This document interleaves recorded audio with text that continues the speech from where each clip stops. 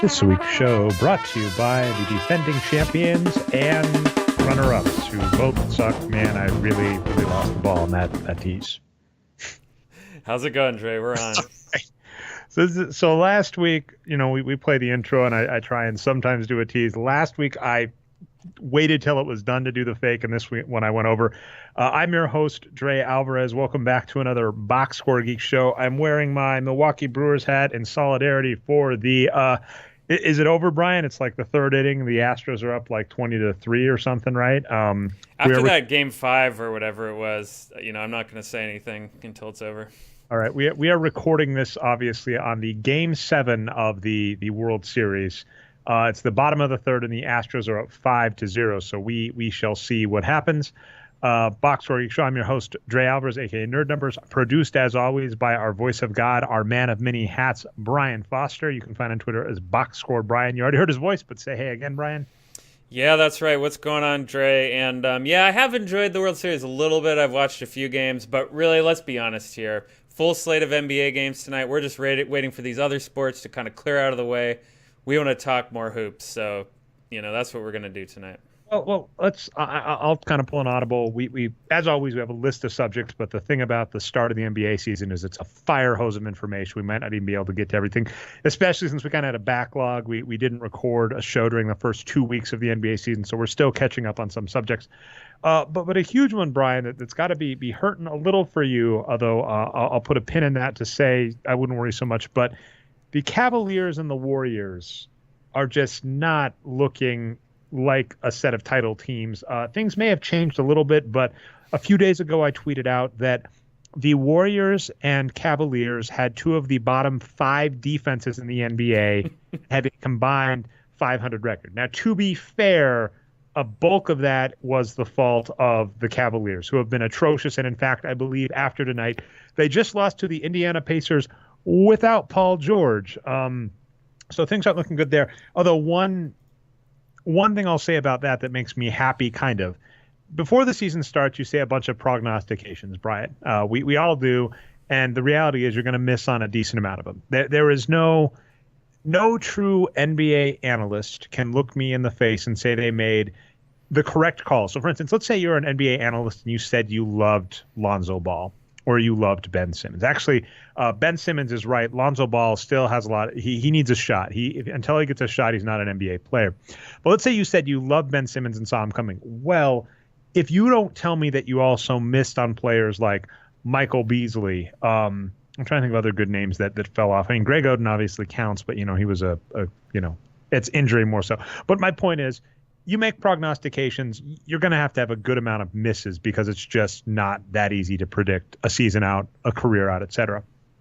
But a point I had made is I said it's actually entirely possible that Victor Oladipo was going to have a better season than Paul George. I said I liked Paul George's upside, but that Victor Oladipo was younger and it had been okay in the past.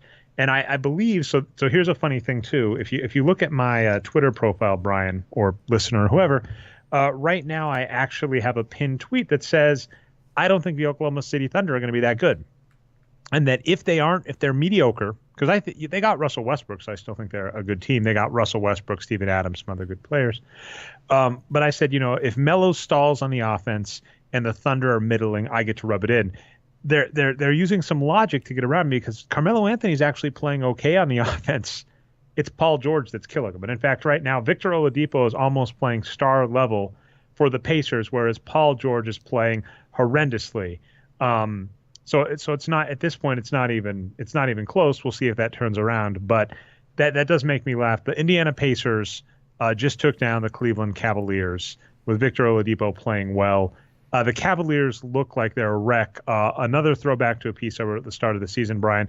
I talked about how LeBron James has the most mileage on a player that is on I'll put in quotes, playoff contender team ever. The only player that ever had as many minutes at the same age as he did was Kobe Bryant. And at this point in their respective careers, Kobe Bryant was done. Kobe Bryant never sees the postseason again at their respective age. So LeBron James still looks really good, and I think he just had a good game. But I think the real issue is, first off, the Cavaliers tailed off. A lot of their good players are older and more beat up.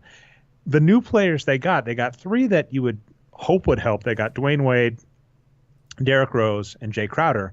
Isaiah Thomas too, but Isaiah Thomas is of course out injured, so we'll see what happens there. Jay Crowder's not getting played and is getting played off the bench like 20 minutes a game and seems to be in a funk. I don't think he's getting in a rhythm because he's being played off the bench. Wade and Rose just are not good players. They're old, they're beat up. We expect this. And one thing we've mentioned is we like Kevin Love and Tristan Thompson.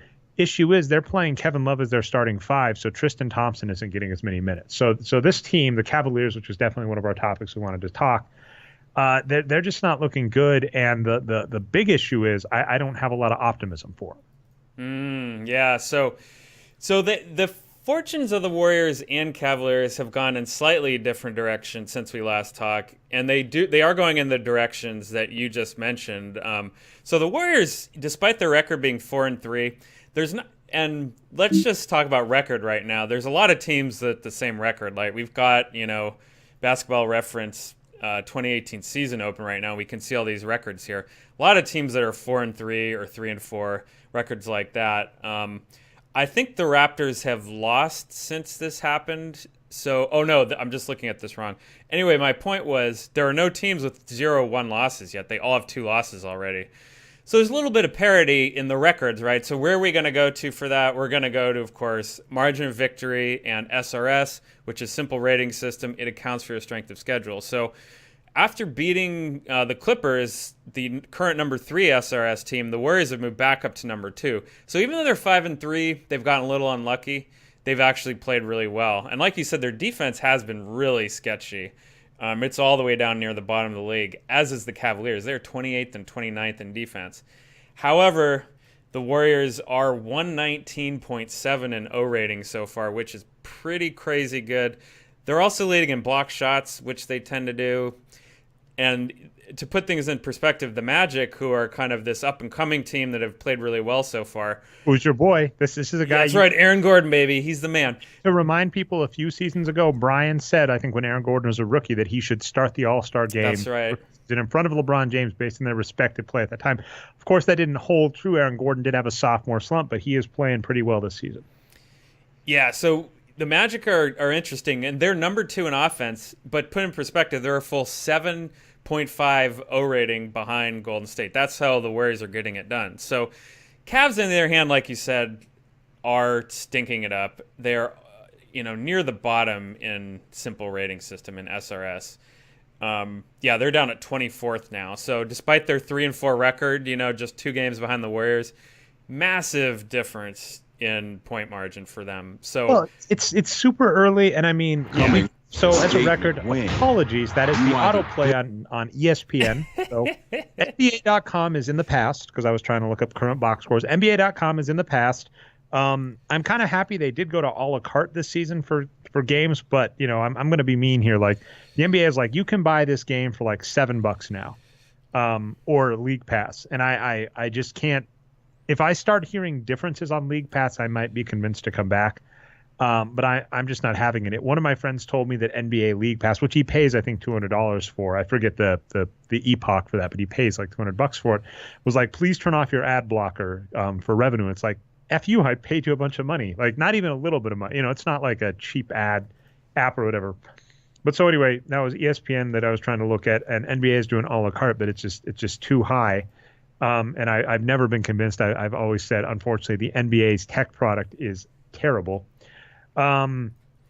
Completely lost my train of thought because of autoplay. Oh, then let me get into some more on the Cavs then, because Arturo was posting some great stuff in the last couple days about why they're having these problems. Right, we already talked about how their defense is so atrocious, and you were kind of hitting on it a little bit earlier. And let's get into some tweets here. Of course, he is at American Numbers.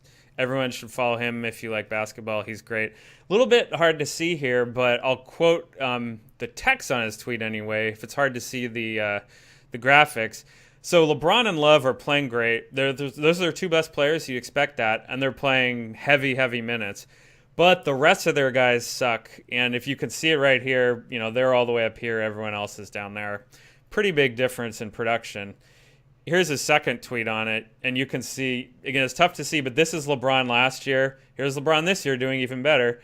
Kevin Love kind of in the same place, but then you can see everyone else is kind of, doing a little bit worse. And he agrees with what you said earlier. Their old guys are not playing well. Wade, Korver, and Calderon, guys that are kind of in their mid to late 30s now, who are, star players, multi-all-star kind of guys, are just not cutting it anymore. Looking at it, two of their kind of role players that we like, Tristan Thompson and Jay Crowder, not only are they getting limited minutes relative to what we'd kind of hope, they're not playing well in those limited minutes. I mean, both of those players are playing worse than Channing Frye on a permanent basis right now. Of course, Iman Shumpert, and then the real big issue, like the funny part is, if you have a middling team with some stars, Kevin Love, not quite playing star, but at least playing well and might hit that star level. LeBron James is playing amazing right now, 3 times as good as an average player. Bottom of their roster, though, Dwayne Wade, Jeff Green, J.R. Smith. Now, understand, we're only on the Boxscore Geeks. This will be updated. So these numbers won't even matter to those of you in the future. The Boxscore Geeks will be updated. They currently amount for negative 0.8 wins combined. So Wade, Jeff Green, J.R. Smith combined for negative 8 wins. Actually, you can tack on Derrick Rose and Calderon. That gets them up to 1.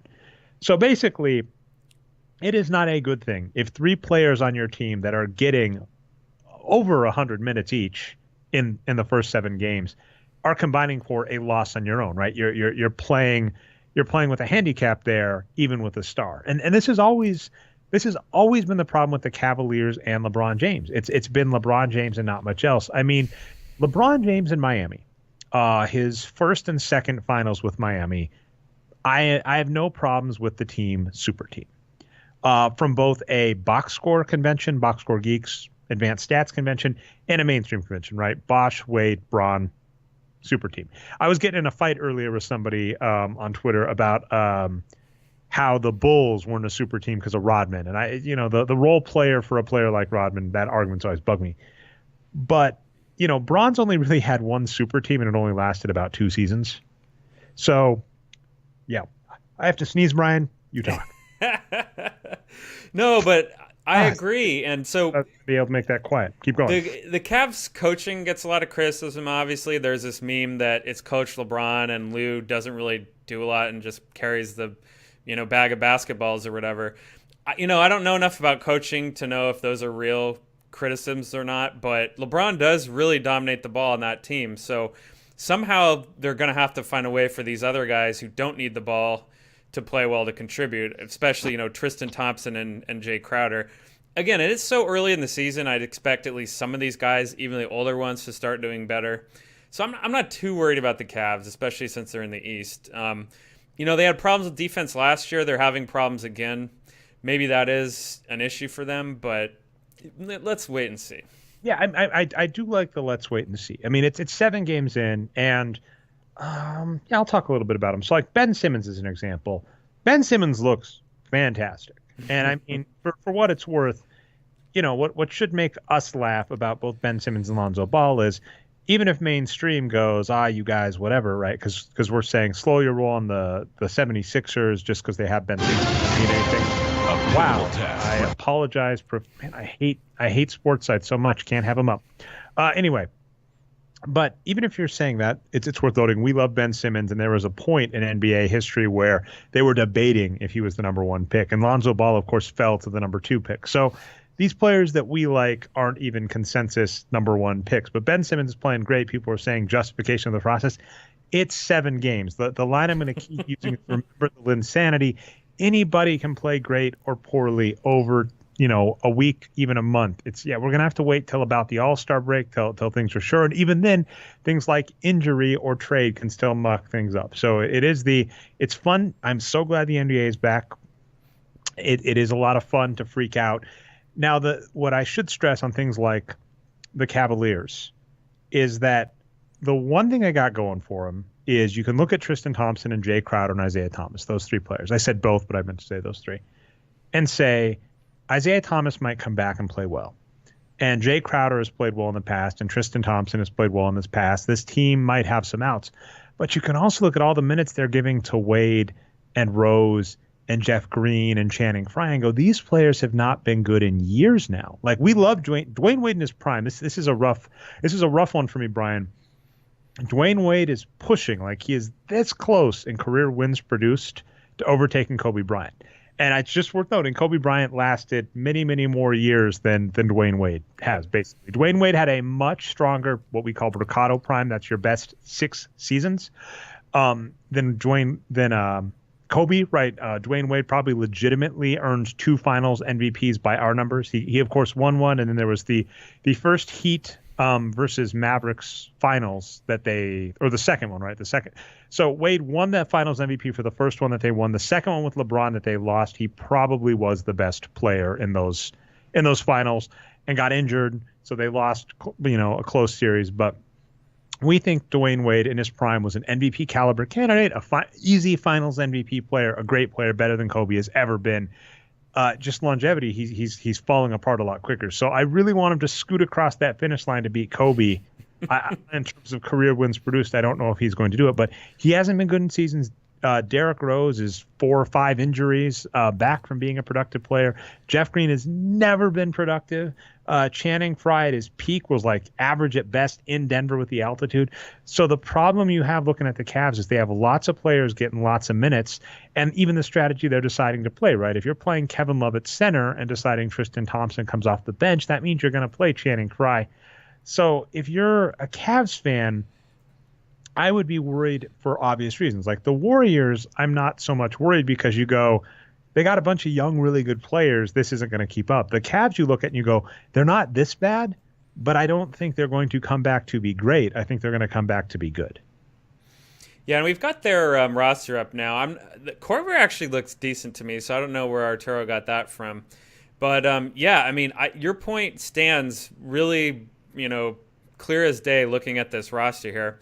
There's a lot of bad players on this roster, so that'll help them in the come playoff time. Of course, they'll be getting Isaiah Thomas back, who's a good player. But so yeah, there's a lot of landmines here. That's kind of a word I use when coaches have this temptation to bring in these bad players. So we'll see how it goes. Well, I mean that has always been my rule about teams. Is I think I put it, or not always, but I think I put it a few shows back where I was like, if I run an NBA team, my rule is no bad players on the roster. Yeah. It's like there was a 30 Rock show. It's like no bad shows, kind of similar. It's like there is too much of a risk that some coach is going to play the player. And then also this rememberable insanity point. This happened with Stan Van Gundy in Orlando. So Stan Van Gundy in Orlando, they signed Rashard Lewis, who they bid themselves. There was no reason to do that. So Rashard Lewis was a good small forward that the Orlando Magic decided to give all the money in the world to. And Dre, can you remind me, this was before the recent CBA, right? So they were able to give him way more money than they would have now in relative terms. He was a really highly paid player. I don't know specifically. I just know they gave him a ton of money that they didn't need to. Right. So they overpaid for Rashard Lewis. But even we would look at it and we go, well, you overpaid, but he's a productive player. That's fine. Then they started doing the thing you hate, and we're going to talk definitely more, is they started doing small ball. And Stan Van Gundy at Sloan and other interviews has admitted what happened was, I forget the big, but another big got injured on the Magic. And so out of necessity, he played Rashard Lewis. And in the stretch that he played Rashard Lewis, they did really well. And he was like, well, I can't stop doing it. It's this stupid, can't go for it on 4th down in football. Abe Barry's Detroit Lions, I think, just had the game with the most yards without a touchdown because they kept going for it. They kept kicking field goals. Should make you feel bad. So that happened. And so that's a risk with any team where what happens is you have a bad player on the roster. For whatever reason, right? A guy fouls out or 2 players get the flu. You put that guy in the game and your team wins. And then now you are stuck with that player because you can't pull him because their agent's going to say something different or the fans are going to say something different or the owner is going to say something different. So my perspective for an NBA team is no bad players. Now, obviously, young players is a different thing. I think young players are one where you give them you don't expect anything out of them. You act as if rookie players aren't going to be good. You give them a leash to see how well they can do, but you don't put the weight of the world on them and you let them progress. But if you have veterans who haven't been good, get them the hell off your roster. And that's just honestly, the Cavs are going to go on a run, like a 7-3 win-loss record some point this season. and it's going to be with a bad squad. It's going to be with some bad players. Derrick Rose is going to go off, and they're going to say, see, Derrick Rose has turned around, and then that's going to cost them in the playoffs. I guarantee it. Now, the one advantage, we've kind of mentioned this before, is that the East is just really, really sucky. I mean, I'm not even convinced yet that anything has happened. Just because the East is close, just because the Magic and Pistons are playing well, and maybe Milwaukee just lost to Charlotte today. Charlotte's playing well. So there's some teams that look like they have some hope. So the playoffs might be exciting, but I don't see them being as competitive. The one issue, like, don't forget, last season, an article I wrote is we had the weakest number 1 seed in playoff history, both in terms of like SRS and in terms of star. Like for instance, a weaker team we've had were the New Jersey at the time, now Brooklyn Nets with Jason Kidd. They were like a 49 win team, made it to the finals, but they had Jason Kidd, and Jason Kidd in the playoffs played great. But now we had the Celtics last season with no real stars, and the Celtics are in the situation again where they have some good, not great players. So there's still hope out east, but it's one of those where you're really hoping for injuries out west to stand any hope of winning in the finals. Yeah, and one thing, Dre, is we're talking about all these teams here that are up at the top of the standings, and they do all play really good defense. The Celtics are number 1 in defense right now, and the Raptors are number 2. So, I mean, that is a recipe for competing with these Western teams in a way, is if they can just have, push them into a bad shooting night and don't, give up a layup line or anything, then yeah, maybe they can get a little bit lucky like the Cavaliers did 2 years ago with the shooting. But yeah, just in terms of talent and overall rosters, and if these Eastern teams were to play the Western teams in longer than 7-game series, yeah, over time, these are just much worse teams, it looks like, this year. Okay, I want to bring one thing up, and this relates to the 76ers, because people are going to argue that now that the 76ers have Ben Simmons and Joel Embiid, they've won, even though we're waiting on Embiid to actually show what he's worth.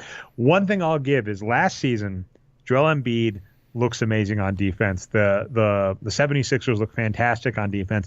The argument against the box score, our numbers say Joel Embiid is a below average player, although we said in his last month before he got injured, he was playing star level. But he wasn't the only star. TJ McConnell, Nerlens Noel were also playing very well. So, but people are going, his defense. This season, his defense seems to have vanished, and we've kind of made this note in the past before, where when it comes to players' defense, a lot of that is the team scheme. A lot of that is the team playing well together. And while it's tempting to believe there is a lockdown defender that can change things, we've seen players like Andre Iguodala on the Nuggets, Kevin Garnett on the Timberwolves, Joel Embiid on the 76ers this season, where the defense still sucks even with that player. I do not believe in the singular lockdown player defender in the NBA because you're allowed to pass the ball. That was I bring this up again. The entire argument against Kawhi is that opponents figured him out by forcing him to stay on an island with their best player, which, to me, if you neutralize the opponent's best player on defense, you've done your job. And the point being, they minimize what Kawhi could do, which is fair, right? Because Kawhi can rebound, he can steal, he can block, he can hold the lanes, whatever. So if you keep him to only neutralizing one of your players, that's actually good. Not a strategy I hate, arguably, if it works. You can't do that on offense, right? On offense, you cannot force LeBron James to only do one thing. LeBron James can use a screen to get open and take a three-point shot. LeBron James can drive. Giannis, that's one thing that makes him nuts right now is who the hell can stop Giannis at the rim? Doesn't matter. You put 2-3 people in front of him, he's the Greek freak. So just that being said, on defense, I'm just not as sold on this idea that a player that's a great defender is a surefire, your guaranteed production thing. That is just very noisy. We've always seen it. So anyway, back to 76ers. Let's say people think they've won because they got Simmons and Embiid. It took them years and years of playing horribly, and they are still not close to a finals. And everybody kind of seems to use this.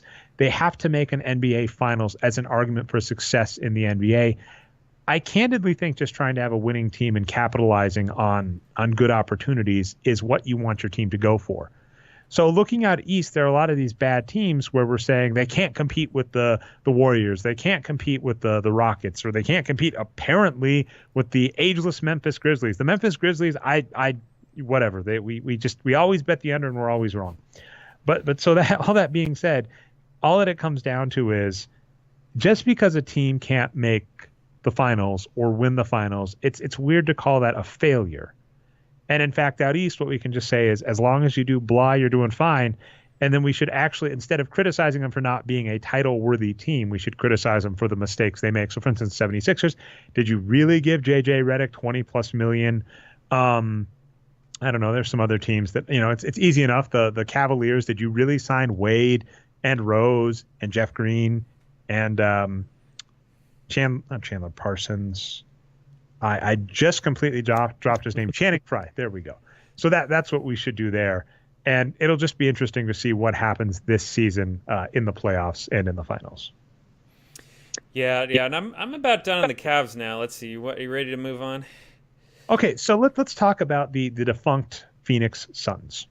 So the Phoenix Suns, it's deja vu because they fired Jeff Hornacek last season, right? Was it 1 season ago or 2 seasons ago? Everything kind of blurs together at this point. It might have been mid-season last season, yeah, or late the season before. They fired Hornacek, and at the time we were like, were they firing him just because they kind of said that we have to have a change?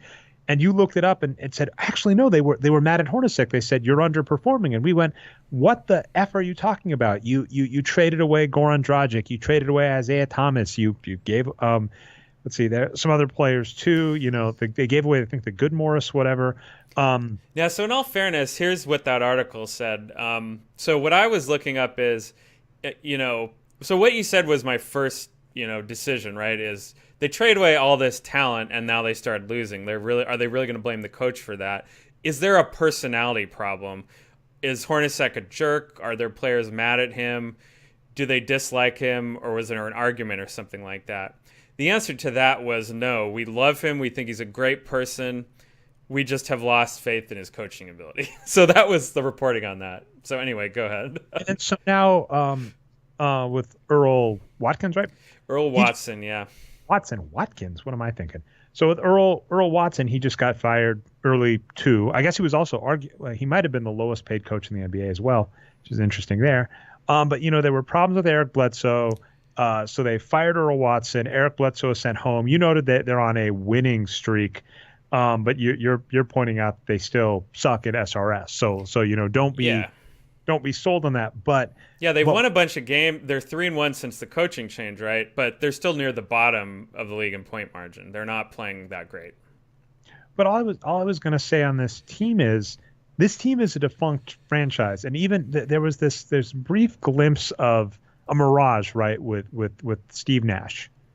And what I really liked is there's this article. So the owner is Robert Sarver, I believe is how you say it. Mm-hmm. And so one of the friends of the show, Paul Shirley, wrote an article for, I believe, Bright Side of the Sun, which I think I included in the link. But what he was talking about was when he was on the Suns, he was a bench player that never got played because D'Antoni doesn't play deep benches on the Suns, and he got to watch the Suns when they went on one of their deep runs when they were good and people thought they were a well-run team. And what he noted is Sarver is this person that does the rich thing of saying, like Mitt Romney, it's amazing how many rich people have a story like this where they get up and they say, you self-made people, you people with problems, I understand you. Mitt Romney's case is he goes, my wife and I in college, we had to open up our savings bonds to pay for college. So we understand sacrifice. And Sarver, the point Paul Shirley makes in this article, which I advise you read, as he was like, he was trying to tell them about compound interest and how to invest their money, and said, I got a small financial gift from my parents, and that small financial gift was enough to buy a bank. So use that in perspective. Paul Shirley in the article is like, yeah, when I think small gift, I think maybe $500. I don't think enough money to buy a bank. So another one of these rich people that's very delusional, kind of a common thing for NBA owners we've kind of noticed. Not calling any names out specifically, but it seems to happen. So the Suns are dysfunctional, and it's to me it's more telling that They fired Hornacek even though they claimed they like him. They fired Earl Watson even though what the hell is he supposed to do? They're feuding with Eric Bledsoe.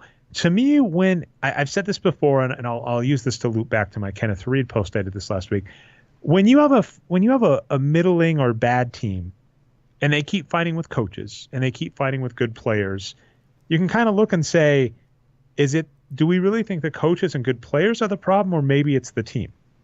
And so we talked a lot about this on one of our previous shows, Brian, about Kenneth Reed, where I was just incensed. And I partially wrote the article, Brian, because on the show I talked it, and I said, whenever I talk these, I never write it. So I actually wanted to write it. So I wrote about Kenneth Reed. I said, Kenneth Reed's a great player. Kenneth Reed is so freaking impressive at a statistical level that it is criminal that he hasn't gotten minutes. And barring an injury we don't know about, there is no conceivable explanation that the Nuggets haven't given Kenneth Reed minutes. And I dug even more. I said, even if you want to argue his deficiencies as a player, there are all these other areas they need to shore up first. And they haven't, not only have they not, they've given minutes to players with those deficiencies. They've given more minutes to Emmanuel Mudiay than Kenneth Reed, which is inexcusable, unforgivable. So I kind of just said, you know what?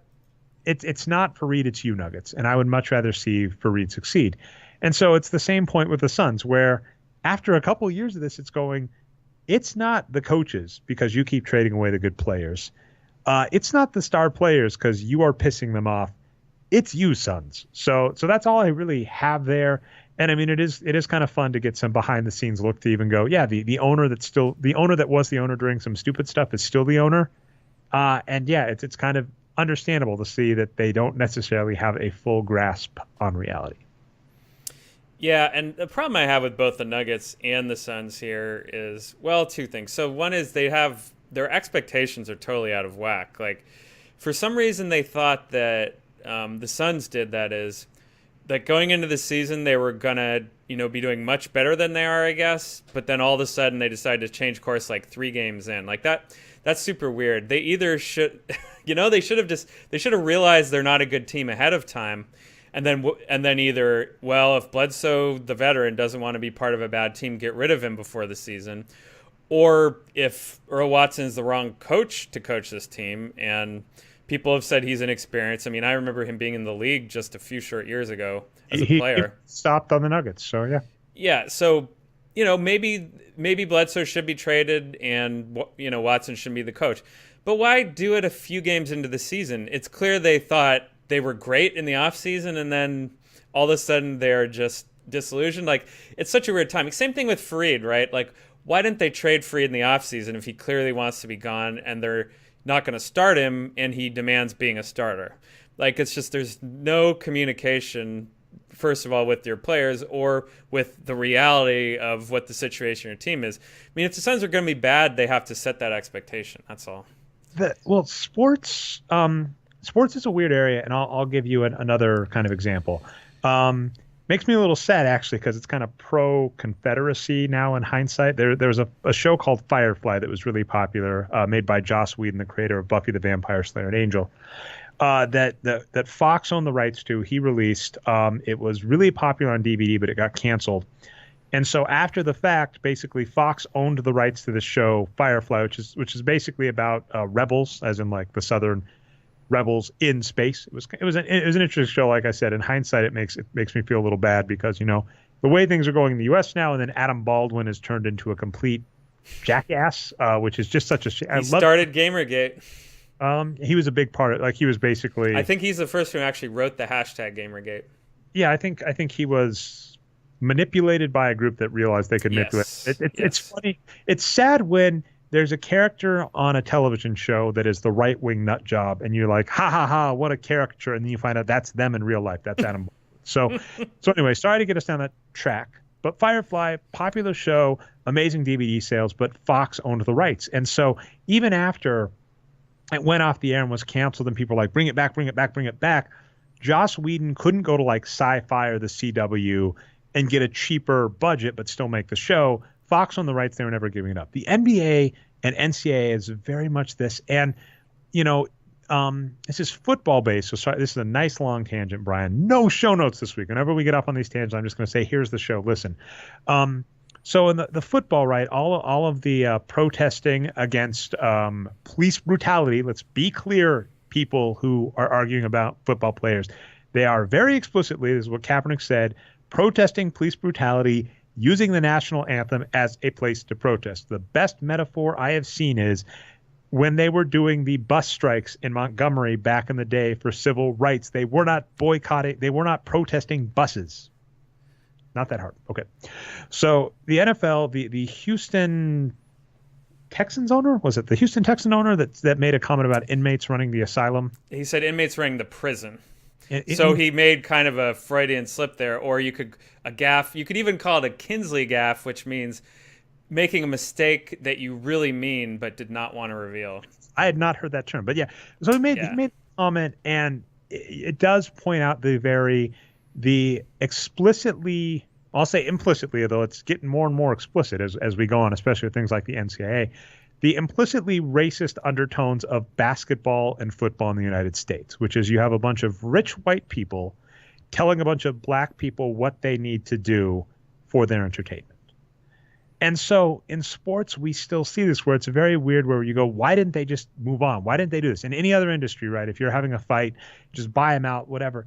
There is, and I don't even want to say it's explicit. That's the reason. I'm not pointing fingers and saying someone is being explicitly racist here. I am saying there is this implicit undertone in the NBA and NFL and NCAA that says a player is our property, and they do not set the rules. We set the rules. So even if they are unhappy here and want to leave, it is a matter of principle. So for instance, the NCAA, there are transfer rules. Player goes to a school, finds out they're not going to be a starter. They say, hey, can I just go to another school? Like you don't need me as a starter. I'd like to get an education. I could go to this other school, get an education, start for their basketball team. There are so many cases where we have seen teams, NCAA teams, say no. In the NBA, we've seen players unhappy with teams, and then we've ended up watching the team instead of taking a good trade early on in the negotiations. Instead of making a decent trade, who is the player I'm thinking about? It wasn't Dwight. So there's probably not who you're thinking of, but there is another example, a news story from today. Jahlil Okafor on the 76ers. They've benched him. They won't play him any minutes. Interestingly, he played well in those minutes, but he's played poor in the past. Anyway, the point is they won't release him or trade him either. They're just like, sorry, Okafor, you're gonna sit there and rot for a while. Same thing happened with Noel, right? As soon as they got Embiid, they're like, we don't need you, Noel, and that definitely, like, there is no way for Noel to not. Wow, too many double negatives. Noel's contract value was definitely hurt by the fact that he was sitting on the bench in Philadelphia for like for the first half of his contract season. The player I was thinking of was DeMarcus Cousins, where after the trade came through, they admitted, hey, we had better trades on the offer. We just got sick of it. So there's this very weird thing in sports where it's like the player doesn't like us and we don't like them, but no, we are not going to just let them set the tone. It's a very weird controlling aspect where it's almost saying we don't want to give the impression. And don't forget, LeBron James in the decision, Kevin Durant, and I guess the decision part two, the backlash these get when a player decides to say, I'm going to take control of my own agency. It's still there. It's getting, obviously the recent administration, all the other stuff going on, it seems to be very much more overt, but that's kind of it there. So when you're, it's not a satisfying answer to your question because I can't even prove it. It's implicit. That's what I keep using. Implicit, implicit, implicit. It is not owners directly saying it. You just see something happen enough times, you go, there is this very odd tone about how NBA front offices do business, all of them, even the ones that I would call progressive. And so it's almost like a built-in undertone in the NBA about players are not allowed to set the tone of things, which is what it is. Yeah, and well said, and I want to add too much more to that, but it's just kind of an old school paternalistic system. And for a long time, there wasn't very much money to be made, so no one really cared. Now, all of a sudden, last few decades, there's a lot of money to be made, and the players rightfully are realizing that they are the product, they are the league. It's not the owners. Whatever the owners contribute, the value is not near as much as the players. So, yeah, the owners better wake up and realize they don't have the power anymore. At least for now, they're losing it anyway. I don't think that's even. I mean, it makes me depressed, but I don't even think that's even close to true. Here's what I'll say, though.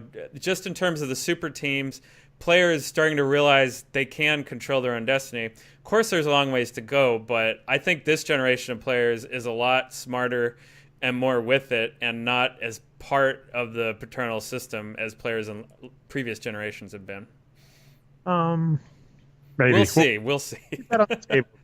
It's depressing when the end of your, you set up the evil empire, and we all have this narrative in our head of, the rebels fighting back and all that. And it's a lot harder when you go, yeah, the power structure's in place. The bad guys are probably going to win. They're still going to win, but we love sports, so we're not going anywhere. Let's try and go on to something a little happier. I've kind of got a lightning round. I called it hot takes. Again, we know this is 7 games in the season. We can all look silly. We already look silly on some of the things we've said. 7 games in, we'll probably look silly 20 games in. A good one for me, the New York Knicks, people are saying, oh my God, did they ever really think about giving up on Porzingis? I'm going to risk an autoplay ad and just check the box score tonight really quick. There in the end of the third. But luckily for us, Kristaps Porzingis is still a below average player. He's actually looked like he's improved. His shooting has improved, but he still doesn't look great as a big, and he is being played as a big. Kristaps Porzingis has 17 points on 18 shots tonight. Thank you, Kristaps Porzingis. So I was expecting to open that up, and he had a triple-double on perfect shooting. Kristaps Porzingis, below-average player. Thank goodness, because he was one of the players I said was overhyped. I did not get it preseason. At least he's keeping it up. On the flip side of the coin, a player that we've mocked forever, and I'm going to call it Andrew and Dave Barry, because I sat back and said, who knows? And I even said I was a fan of DeMarcus Cousins to the Pelicans.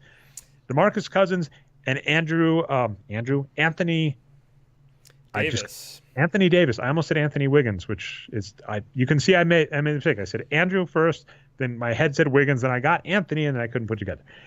Anthony Davis, DeMarcus Cousins, looking great. I love that for a reason of F freaking small ball. You got the two towers playing well together in New Orleans. Now they need a wing. They are a wing away from being. They need one outside shooter on that team. That team gets an outside shooter, and Rajon Rondo comes back healthy, and it could be pretty. So, but I'm asking, 7 games in, is DeMarcus Cousins the next Westbrook? Because he is playing amazing.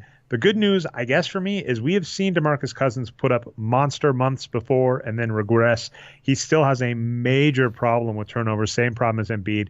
So who knows? Yeah, and looking at their roster right here, the Pelicans, those are the only 2 players that are above average. All the rest are below average. Now, those 2 are very good, though, so yeah, we'll have to see how far they can carry him. I'm rooting for Cousins to do well. Let's see how it goes. But just to your point, Dre, about the defense, if we look at these teams that are up here at the top of the SRS, these are big teams. We looked at the defense already, the size of these teams. Toronto, maybe exception, Golden State a little bit, but all the rest of these teams, Clippers, Blazers, they've got some bigger players. So the big teams are hanging in there. And you're bringing me into a next point. If you go, Stats.NBA keeps track of touches. So the small ball strategy is right. You play a smaller, more mobile roster to stretch the floor. Currently in the NBA, the success strategy seems to be big small ball is what I'll call it. Or maybe magic ball, because it's like Magic Johnson. So if you look at touches in the NBA, the top player, I'm gonna read you players with over 80 touches a game. I'm gonna read some names off: Marc Gasol, Ben Simmons, DeMarcus Cousins, Giannis Antetokounmpo, LeBron James, Blake Griffin, Lonzo Ball, Lauri Markkanen, Nikola Jokic. Those are all bigs. I mean, from a size perspective, Lonzo Ball you could argue is a 1. Ben Simmons said he's 1. But a lot of teams that are succeeding, at least in getting productive players, they are succeeding by finding a really big player that can get close to the hoop and giving them the ball, as opposed to this other weird idea of playing smaller players and then spreading the court out. So I kind of like that because I've been incensed with this idea that small ball has taken over the NBA just because the Warriors had Draymond Green and Steph Curry. It'd be this, it's funny thing is, despite the fact that the Bulls were actually a bigger than average team when you factored in height by position, the Bulls with Scottie Pippen, Michael Jordan, Dennis Rodman being undersized, what happened after those Bulls left the NBA? Immediately after, the teams that started winning finals, David Robinson and Tim Duncan, Shaquille O'Neal. I mean, it's one of those where, as soon as the small ball team left the league and the small ball team with 2 of the greatest players of all time, the Bulls, of course, Scottie Pippen, Michael Jordan, and then, of course, Dennis Rodman. I'm going to say the Warriors with Steph Curry, Draymond Green, and I guess I'm going to say Andre Iguodala, because Andre Iguodala is kind of the smart of the small ball. When they got Kevin Durant, I thought, come on, let's stop kidding ourselves. It's not small ball if you have Kevin Durant. He's 7 feet tall. You might say like thin ball, lanky ball, but it's not small ball. Small ball, the small ball trend seemed to disappear almost immediately as soon as you got the unicorn team off the court. So I'm loving the fact that in the NBA right now, a bunch of teams with really versatile bigs are doing amazing. And that has been the history. That's Wilt Chamberlain, right? Wilt Chamberlain, people forget, led the NBA in assists at one point. We had Wilt Chamberlain, Kareem Abdul-Jabbar, Hakeem Olajuwon, Shaquille O'Neal, and then the outlier I'll put in quotes is LeBron James, because he was a little smaller in the 2010s. But essentially, the history of the NBA has had a super versatile, super talented big that has helped the team to lots of finals and or titles throughout its history.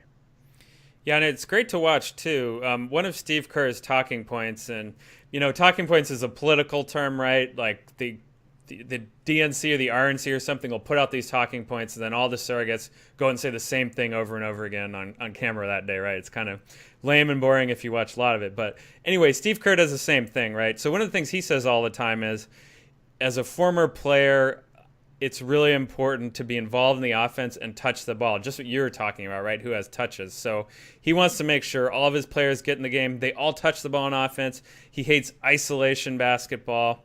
So that's a trend that's starting to take over. The big men, even if they don't think of them as scorers, they will let them pass and touch the ball. We've been talking about some good passing big men, and we're not seeing the small guys just pull an Allen Iverson or a Kobe Bryant and go isolation. They're trying to pass it around. So yeah, basketball offenses are as good as they've ever been, and it looks a lot better, and they're utilizing their players better.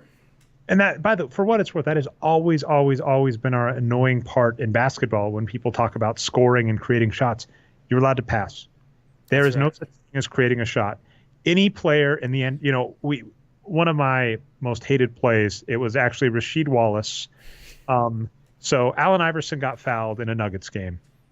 He goes 1 for 2 at the free throw line, but we're up by 3. Rasheed Wallace shoots a half-court heave, bounces off the glass. He didn't call glass. Goes in. They go to overtime. The Pistons beat the Nuggets. I hated that. I was so angry. The point being, you had a center who wasn't a particular, despite the fact that people might think Rasheed Wallace was good on offense, he was not a particularly great shooter. He was able to put a shot on glass from half court, right? And in hockey, even the best players, I am so out of date on hockey, but I'll say Ray Bourque and Rob Blake back in the day for the Avalanche, which is like 20 years ago at this point. Those two players were some of the best defensive shooters who could shoot from the blue line, and they couldn't get the shot on goal like 1 out of 5 times, right? That's the stupid Mighty Ducks Fulton Reed. How consistent is his slap shot? In the NBA, virtually every player, if you give them the ball, can take a shot that's going to at least hit the backboard or hit the rim. Every player can do that. In the NBA, it's legal to pass. And as a result, that means we are not impressed just by players that take up lots of shots at an inefficient rate. And to your point, that is better offense. And all I'm saying is I am averse to looking at the NBA and saying this is the way things are, because the NBA is ruled by its stars, and its stars are 10 to 20 players. And so right now in the NBA, we have Giannis and Kevin Durant and LeBron James and Nikola Jokic and Marc Gasol. We have players like this that are playing really well. Those players might change, and there's nothing to say that in 5-10 years it's not going to be a bunch of Steph Currys that are 6'0" but can shoot from everywhere. But when you are looking at things that are effective for winning at basketball, we can look at that. And that's what I'm saying is we've always hated the trend or the idea of a scheme of small ball being the winning factor. And all I'm saying is right now we're seeing small ball is not required to win. A talented big can win. And this is actually something Dave Barry has always kind of been against when we're like, this player is a bad pick because were they a good player? If they're a good player, then who cares? I mean, there's obviously some overlap in skill set that you always have to take in mind when you pick up a player. It's why I'm so pissed at the Nuggets for picking up Paul Millsap, even if you thought Paul Millsap was a good player. He is a redundant talent they don't need if he does what he's supposed to, and he isn't so far. So there is something to that, but it's follow the good players. And in the NBA right now, the good players, a lot of them are really talented big guys. So F small ball, that just makes me happy. Yeah, and I think there's still a lot of good big men that are just free agents, just not on teams that any team could pick up right now.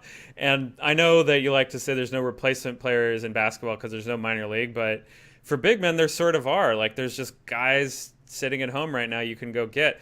Mason Plumlee was a great example. He didn't get signed for a really long time, and the Nuggets finally got him for a decent, it was like $10 million a year, but you can get guys for a minimum that are still out there right now. So the Suns are going to, Nerlens Noel, great example. The Suns are probably going to get rid of Tyson Chandler. He's still playing at a star level. So, yeah, I think in terms of the money ball of the NBA right now, it's definitely the bigs. Well, there was one player I didn't get a chance to get into on our hot takes, but Jordan Bell. Someone said don't tell Lacob this, but at least earlier today, Jordan Bell on a permanent basis is the rookie of the year in the NBA right now. And we talked him up last week too. He looks amazing. The eye test. But I mean, to your point on there's good players to get. Our numbers said Jordan Bell, one of the best players in the draft, right? I think he was right behind Lonzo Ball. He was top 10 for sure, yeah. And in terms of his college production, not draft models, right? But that's the great point, right? All you have to do as an NBA team, and people should take notes from the freaking Warriors here. Get a good draft model. I know he was hired by a team, but Lane Vashrow was one that did it. Arturo's done this. There are other people that do similar things. Get a good draft. Caroline as well. Shout out to him. Ari Caroline with good draft models, although he still likes Embiid more than me. But yeah, we still. Okay, so anyway, get a good draft model. Get a good draft projection, meaning what you think teams are going to do model, and say where are the discrepancies, and then buy second round picks. It's so easy. And I keep seeing this. I've been looking at some rookies this year, and I keep seeing this trend of a senior that played on a good team being drafted bottom of the draft, like 15 to 30, right? Not draft lottery. And I keep shaking my head and going, why aren't these teams signing these really young, productive players in the second round for nothing? Hell, you can put them in the G League, right? Why aren't people doing this? And it's just, there's still a lot of money balling to be had in the NBA, which it's good and bad. I guess it means we still have something to talk about. Last subject, Kyle Kuzma playing freaking amazing. I got to give a shout out to him the other night. I think he had one of the best games of the night. So, and I think you said Josh Hart, right? Yeah, and those guys are both on the Lakers, so it looks like the Lakers may have three, pretty good rookies, which is kind of pretty amazing draft class. Ball still needs some work. Lonzo Ball, we talked about this with Chris Ye.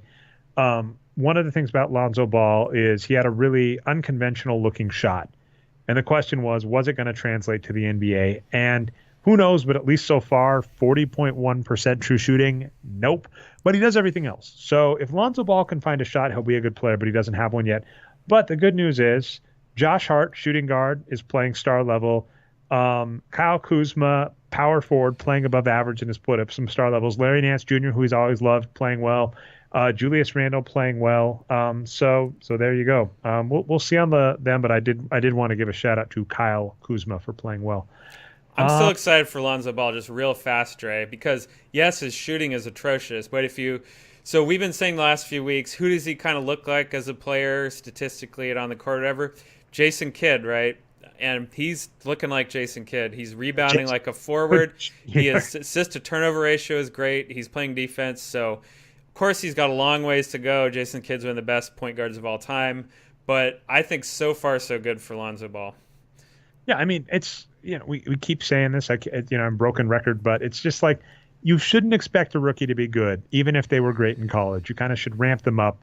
Shout out to Lauri Markkanen, who's playing really well as a rookie for that, although the rest of that team is a dumpster fire, so is what it is. You shouldn't expect a rookie to be good immediately, and you should ramp them up. So I would be optimistic about Lonzo Ball, but I wouldn't necessarily expect a winning season. Jason Tatum, as you mentioned on the script, is looking pretty solid despite a poor college career. So yeah, that's all I got there. I think that was a ton of NBA. I don't have too much else to say. I think I'm getting a head cold, so I'm ready to head out unless you have anything else to say, Brian. No, so Tatum is one of those guys who's really young and played for a really good team in college, so he might fit that profile of someone who is good but didn't have a chance to show it in college. We'll have to see. But yeah, so here's my shout out though. My shout out is just to Patrick, who did go to Las Vegas again this year. He put down his bets in person, and he has made a portfolio post on the boxscoregeeks.com. We didn't talk about his portfolio at all without him this week, but whenever he comes back onto the show, we will get him to talk about it. So that'll be fun to do. Absolutely. Okay. I don't have any shout outs or anything this week, Brian. I'm just going to call it a show. This has been the Boxscore Geeks show. If you find us not through the website, you can find us at boxscoregeeks.com. I'm your host, Dre Alvarez. You can find me on Twitter as Nerd Numbers. You can find our producer, Voice of God, on Twitter, Boxscore Brian. We go live, and it's Brian Foster's his real name too. If you run into him in person, want to say hey. You can find us every week, 9:30 p.m. Eastern Standard Time. We've done it, Brian, 2 weeks in a row. It's a streak. It's a trend. 9:30 p.m. Eastern Standard Time, Wednesdays. And if you missed the live show, you can catch the recap channel Nerd Numbers on YouTube. We'll see you next time.